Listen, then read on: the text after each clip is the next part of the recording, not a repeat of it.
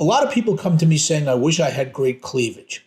Well, let's take a look at what great cleavage means, how you get it, and if you really want it, and see, pardon the pun, how the whole thing comes together.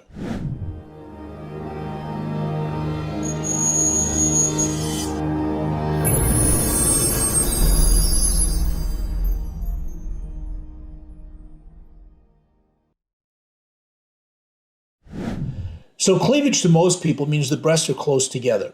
Without clothes on, if your breasts are close together, they're usually pretty big. If your breasts are puffed up in the middle and almost touching with a bra, very frequently there's too much skin, it's loose and hanging with no clothes on, and those breasts often don't look great. So how do you create cleavage?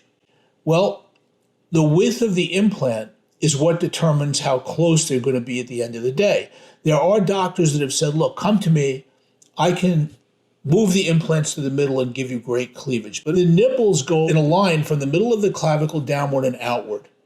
It's easy to move nipples up and down along that line. We do it every day with lifts and reductions. Those scars heal like little fine white lines most of the time. They look great and it's worth the trade. But if we were to move the implants to the middle, the nipples will be on the outside of the implants.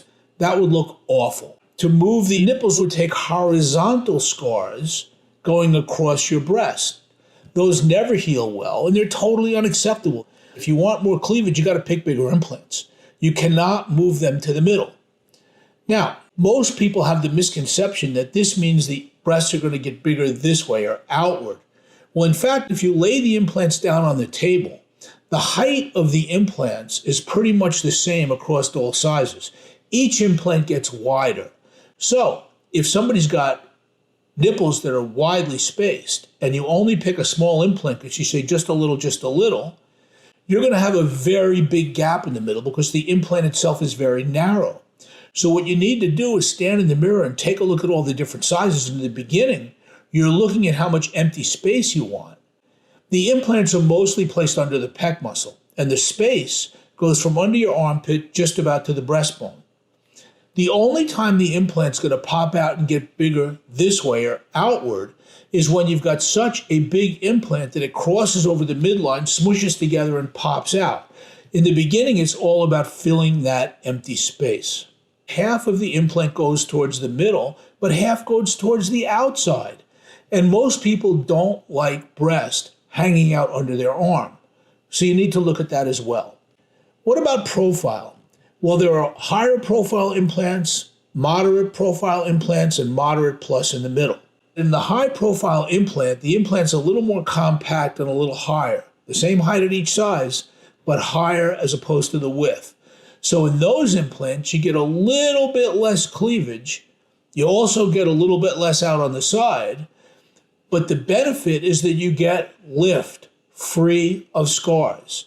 Because the more the implant is out, it recruits that skin out and up, and you're getting lift without having to have a lift. So that's a benefit in most people. What I found is that most people that get high profile implants are perfectly happy with their cleavage in a bra.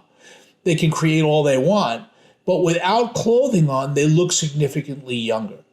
So at the end of the day, you need to pick size looking at the emptiness in the middle, not thinking outward, but thinking space in the middle.